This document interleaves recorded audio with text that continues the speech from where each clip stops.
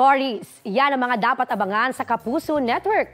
Una na nga sa listahan ng third story ng Sparkle University na #soundtrip na mapapanood na sa Linggo sa GMA.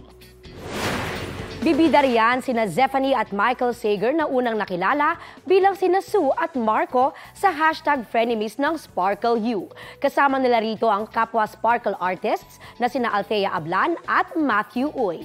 Dahil musical romance ang genre ng show, asahan ng viewers na may musical numbers ang ilang cast. Sa Lunes naman, mapapanood na sa GMA Afternoon Prime ang Kapuso revenge drama na Makiling na pinagbibidahan ng real-life couple na sina Derek Monasterio at El Villanueva. At isa pang Kapuso drama na dapat abangan, ang Asawa ng Asawa Ko na pinagbibidahan naman ni Jasmine Curtis Smith, River Cruz, Lizelle Lopez at Martin Del Rosario na mapapanood sa January 15 sa GMA Prime. Kapuso, para sa mga maiinit na balita, mag-subscribe sa GMA Integrated News sa YouTube.